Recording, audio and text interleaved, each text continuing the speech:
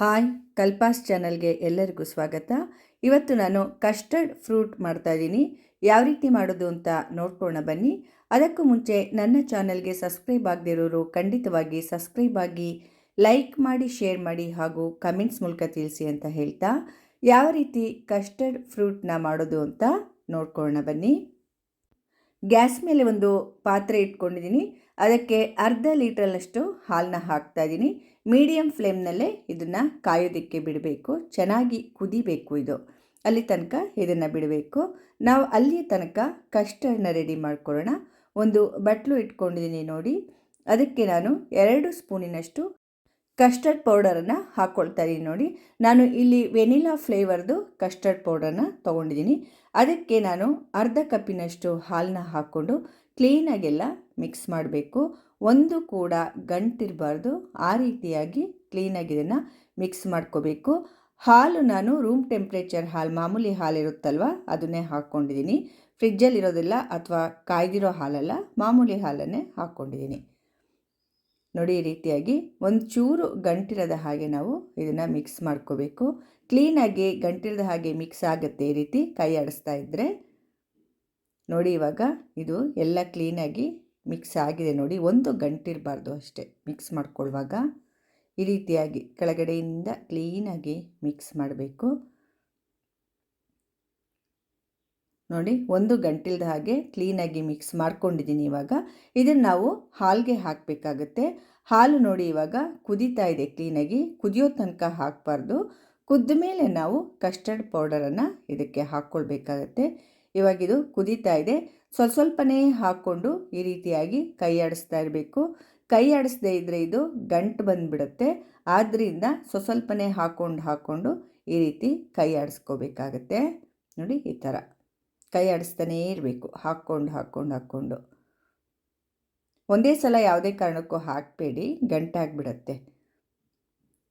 ಈಗ ಸ್ವಲ್ಪನೇ ಹಾಕ್ಕೊಂಡು ನಾನೆಲ್ಲ ಕೈ ಆಡಿಸ್ಕೊಳ್ತಾ ಇದ್ದೀನಿ ನೋಡಿ. ಹಾಕ್ಕೊಂಡು ಆಯ್ತೆಲ್ಲ.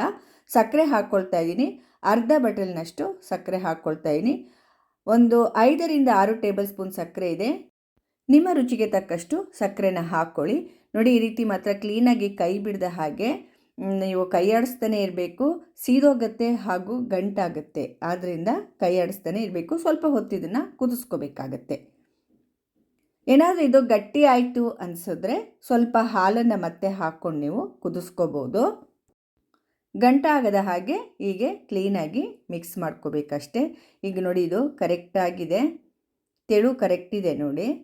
ನಾನು ಹಾಕಿರೋ ಪ್ರಮಾಣ ಅರ್ಧ ಲೀಟ್ರ್ ಹಾಲಿಗೆ 2 ಸ್ಪೂನ್ನಷ್ಟು ಹಾಕ್ಕೊಂಡಿದ್ದೆ. ಕರೆಕ್ಟಿದೆ ನೋಡಿ. ಈ ರೀತಿಯಾಗಿ ಸ್ಪೂನ್ ಮೇಲೆ ಈ ರೀತಿಯಾಗಿ ಬರಬೇಕು. ಈ ಥರ ಗೀಟ್ ಮಾಡಿದ್ರೆ ಅದು ಕೂಡ್ಕೋಬಾರ್ದು. ಆವಾಗ ಕರೆಕ್ಟ್ ಹದ ಇದೆ ಅಂತ ಅರ್ಥ. ಇದು ತಣ್ಣಗಾದ ಮೇಲೆ ತುಂಬ ಗಟ್ಟಿಯಾಗೋದಿಲ್ಲ, ಇಷ್ಟೇ ಇರುತ್ತೆ. ನಾವು ಇಷ್ಟು ಕನ್ಸಿಸ್ಟೆನ್ಸಿಲಿ ಮಾಡ್ಕೋಬೇಕು. ತುಂಬ ಗಟ್ಟಿಯಾದರೆ ಅದು ಗಟ್ಟಿ ಆಗಿಬಿಡುತ್ತೆ, ಒಂಥರ ಚೆನ್ನಾಗಿರೋದಿಲ್ಲ ಫ್ರೂಟ್ ಸಲಾಡ್ಗೆ. ಇವಾಗಿದು ಕ್ಲೀನಾಗಿ ಕುದೀತಾ ಇದೆ. ನಾನು ಇದನ್ನು ಸ್ಟವ್ನ ಇವಾಗ ಆಫ್ ಮಾಡ್ಕೊಳ್ತೀನಿ. ಸ್ಟವ್ನ ಇವಾಗ ಆಫ್ ಮಾಡಿಬಿಟ್ಟು ಇದನ್ನು ತಣ್ಣಗಾಗೋದಕ್ಕೆ ಬಿಟ್ಬಿಡಬೇಕು. ಇಲ್ಲೊಂದು ಬೌಲ್ ಇಟ್ಕೊಂಡಿದ್ದೀನಿ ನೋಡಿ. ಅದಕ್ಕೆ ನಾನು ಈ ಕಸ್ಟರ್ಡ್ ಇದನ್ನೆಲ್ಲ ಹಾಕ್ಕೊಳ್ತಾ ಇದ್ದೀನಿ.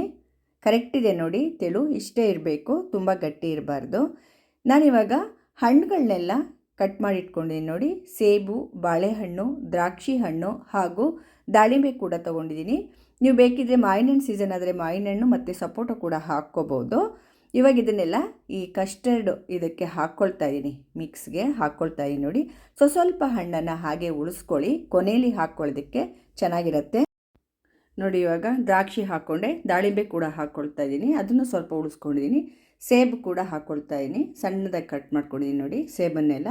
ಬಾಳೆಹಣ್ಣು ಕೂಡ ಹಾಕ್ಕೊಳ್ತಾ ಇದ್ದೀನಿ. ಇದನ್ನು ದುಂಡಗೆ ಹಾಗೆ ಹೆಚ್ಚಿಟ್ಕೊಂಡಿದ್ದೀನಿ, ಚೆನ್ನಾಗಿರುತ್ತೆ ನೋಡೋದಕ್ಕೆ ಅಂತ. ಇದನ್ನು ಪೂರ್ತಿಯಾಗಿ ಹಾಕ್ಕೊಳ್ತೀನಿ ಬಾಳೆಹಣ್ಣನ್ನು, ಅದನ್ನೇನು ಉಳಿಸ್ಕೊಳ್ಳೋದಕ್ಕೆ ಹೋಗ್ತಾಯಿಲ್ಲ. ಡ್ರೈ ಫ್ರೂಟ್ಸ್ ಕೂಡ ಹಾಕ್ಕೊಳ್ತಾ ಇದ್ದೀನಿ ನಾನು. ಗೋಡಂಬಿ ಹಾಕ್ಕೊಳ್ತಾ ಇದ್ದೀನಿ, ಒಣ ದ್ರಾಕ್ಷಿ ಸ್ವಲ್ಪ ಹಾಗೂ ಬಾದಾಮಿ ಕಟ್ ಮಾಡಿದ್ದನ್ನು ಹಾಕ್ಕೊಳ್ತಾ ಇದ್ದೀನಿ. ಬೇಕಿದ್ದರೆ ಮಾತ್ರ ಡ್ರೈ ಫ್ರೂಟ್ಸ್ ಹಾಕ್ಕೋಬೋದು, ಇಲ್ಲ ಅಂದರೆ ಬರೀ ಫ್ರೂಟ್ಸಲ್ಲೇ ನೀವು ಮಾಡ್ಕೋಬೋದು. ನನಗೆ ಡ್ರೈ ಫ್ರೂಟ್ಸ್ ಹಾಕಿದ್ರೆ ಚೆಂದ ಅನ್ನಿಸ್ತು, ಅದಕ್ಕೆ ಡ್ರೈ ಫ್ರೂಟ್ಸ್ನ ಹಾಕ್ಕೊಂಡಿದ್ದೀನಿ. ಟೇಸ್ಟ್ ಚೆನ್ನಾಗಿರುತ್ತೆ, ಬಾಯಿಗೆ ಮಧ್ಯ ಮಧ್ಯೆ ಸಿಗ್ತಾ ಇರುತ್ತಲ್ವ, ತಿನ್ನೋದಕ್ಕೆ ಚೆನ್ನಾಗಿರುತ್ತೆ, ಆದ್ದರಿಂದ ಹಾಕ್ಕೊಂಡಿದ್ದೀನಿ. ಎಲ್ಲ ಹಾಕ್ಕೊಂಡ್ಮೇಲೆ ಈ ರೀತಿಯಾಗಿ ಕ್ಲೀನಾಗಿ ಮಿಕ್ಸ್ ಮಾಡ್ಕೋಬೇಕು. ಕರೆಕ್ಟಾಗಿದೆ ನೋಡಿ, ಈ ರೀತಿ ಇರಬೇಕು, ಹದವಾಗಿ ಚೆನ್ನಾಗಿ ಬಂದಿದೆ ಇದು. ಇದನ್ನು ಫ್ರಿಜ್ಜಲ್ಲಿ ಇಟ್ಕೊಂಡ್ಬಿಟ್ಟು ಸೆಟ್ ಮಾಡ್ಕೊಳ್ಬೇಕಾದ್ರು ತಿನ್ಬೋದು. ಫ್ರಿಜ್ಜಲ್ಲಿ ಇಟ್ಟು ತಿಂದರೆ ಕೋಲ್ಡಾಗಿ ತುಂಬ ಚೆನ್ನಾಗಿರುತ್ತೆ. ಇಲ್ಲ ಅಂದರೆ ಹಾಗೆ ಕೂಡ ತಿನ್ಬೋದು. ಫ್ರಿಜ್ಜಲ್ಲಿ ಇಟ್ಟು ತಿಂದರೆ ಏನೋ ಒಂಥರ ತುಂಬ ಚೆನ್ನಾಗಿರುತ್ತೆ. ಮಕ್ಕಳಿಗೆಲ್ಲ ತುಂಬ ಇಷ್ಟ ಆಗುತ್ತೆ ಈ ರೆಸಿಪಿ. ಹಾಗೂ ಆರೋಗ್ಯಕ್ಕೂ ಕೂಡ ತುಂಬ ಒಳ್ಳೆಯದು. ಎಲ್ಲ ಫ್ರೂಟ್ಸ್ ಹಾಕಿ ಮಾಡಿರ್ತೀವಲ್ವ, ಹೆಲ್ತಿಗೆ ಕೂಡ ತುಂಬಾ ಒಳ್ಳೆಯದು. ಟೇಸ್ಟ್ ಕೂಡ ತುಂಬ ಚೆನ್ನಾಗಿರುತ್ತೆ. ಈ ಕಸ್ಟರ್ಡ್ ಫ್ರೂಟ್ಸಿನ ಟೇಸ್ಟು ತುಂಬ ಅಲ್ಟಿಮೇಟ್ ಆಗಿರುತ್ತೆ. ಇವಾಗ ಇದನ್ನು ನಾನು ಬೌಲ್ಗಳಿಗೆ ಹಾಕ್ಕೊಳ್ತಾ ಇದ್ದೀನಿ ನೋಡಿ. ಮಾಡೋದೇನೋ ಕಷ್ಟ ಇಲ್ಲ, ತುಂಬಾ ಸುಲಭ ಮಾಡೋದು. ರುಚಿ ಮಾತ್ರ ತುಂಬಾ ಚೆನ್ನಾಗಿರುತ್ತೆ. ನೋಡಿ ಎಷ್ಟು ಚೆನ್ನಾಗಿ ಕಾಣಿಸ್ತಾ ಇದೆ ಅಂತ. ಯಾವುದಾದ್ರು ಹಬ್ಬಗಳಲ್ಲಿ ಅಥವಾ ಏನಾದರೂ ಫಂಕ್ಷನಲ್ಲಿ ತುಂಬ ಹಣ್ಣು ತಂದುಬಿಟ್ಟಿರ್ತೀವಿ, ಉಳ್ಕೊಂಬಿಡುತ್ತೆ, ಏನಪ್ಪ ಮಾಡೋದು ಇದನ್ನು ಅಂದ್ಕೊಂಡಾಗ ಈ ರೀತಿಯಾಗೆಲ್ಲ ನಾವು ಕಸ್ಟರ್ಡ್ ಫ್ರೂಟ್ನ ಮಾಡ್ಕೊಂಡು ತಿಂದರೆ ತುಂಬ ಚೆನ್ನಾಗಿರುತ್ತೆ. ನೋಡಿ, ನಾನು ಅದ್ರ ಮೇಲೆ ಫ್ರೆಶ್ ಫ್ರೂಟನ್ನು ಹಾಕ್ಕೊಳ್ತಾ ಇದ್ದೀನಿ. ಉಳಿಸ್ಕೊಂಡಿದ್ನಲ್ವ, ಅದನ್ನು ಚೆನ್ನಾಗಿ ಕಾಣಿಸುತ್ತೆ ಆದ್ದರಿಂದ, ಹಾಗೂ ಫ್ರೆಶ್ ಫೀಲ್ ಬರುತ್ತೆ ತಿನ್ನುವಾಗ ಕೂಡ. ಆದ್ದರಿಂದ ಈ ರೀತಿಯಾಗಿ ಹಾಕ್ಕೊಳ್ತಾ ಇದ್ದೀನಿ. ಮಕ್ಕಳಿಗೆ ಹಾಗೆ ಹಣ್ಣನ್ನೆಲ್ಲ ಕೊಟ್ಟರೆ ತಿನ್ನೋದಿಲ್ಲ ಅವರು. ಖಂಡಿತವಾಗಿ ಬೇಡ ಬೇಡ ಅಂತಾರೆ. ಒಂದು ಸಲ ತಿನ್ಬೋದು, ಆಮೇಲೆ ಬೇಡ ಬೇಡ ಅಂತ ಅಂತಾರೆ. ಈ ರೀತಿ ಎಲ್ಲ ಮಾಡಿಕೊಟ್ರೆ ತುಂಬ ಚೆನ್ನಾಗಿ ತಿಂತಾರೆ. ನಮಗೂ ಕೂಡ ತಿನ್ನೋದಕ್ಕೆ ತುಂಬಾ ಚೆನ್ನಾಗಿರುತ್ತೆ ಹಾಗೂ ಹೆಲ್ದಿಯಾಗಿರುತ್ತೆ ಈ ಕಸ್ಟರ್ಡ್ ಫ್ರೂಟು. ಯಾರಾದರೂ ಗೆಸ್ಟ್ ಎಲ್ಲ ಬಂದಾಗ ಈ ರೀತಿಯಾಗೆಲ್ಲ ಮಾಡಿಕೊಟ್ರೆ ಅದೆಷ್ಟು ಖುಷಿ ಪಡ್ತಾರೆ ಗೊತ್ತಾ, ತುಂಬಾ ಖುಷಿ ಪಡ್ತಾರೆ. ನಿಮಗೆಲ್ಲ ಈ ಕಸ್ಟರ್ಡ್ ಫ್ರೂಟ್ನ ರೆಸಿಪಿ ತುಂಬ ಇಷ್ಟ ಆಗಿದೆ ಅಂದ್ಕೊಂಡಿದ್ದೀನಿ. ದಯವಿಟ್ಟು ನನ್ನ ಚಾನಲ್ಗೆ ಸಬ್ಸ್ಕ್ರೈಬ್ ಆಗೋದನ್ನು ಖಂಡಿತವಾಗಿ ಯಾರೂ ಮರಿಬೇಡಿ. ಲೈಕ್ ಮಾಡಿ, ಶೇರ್ ಮಾಡಿ ಹಾಗೂ ಕಮೆಂಟ್ಸ್ ಮೂಲಕ ತಿಳಿಸಿ ಅಂತ ಹೇಳ್ತಾ ಎಲ್ಲರಿಗೂ ನನ್ನ ಧನ್ಯವಾದಗಳು. ಮುಂದಿನ ರೆಸಿಪಿಯೊಂದಿಗೆ ಮತ್ತೆ ಸಿಗ್ತೇನೆ. ನಮಸ್ಕಾರ.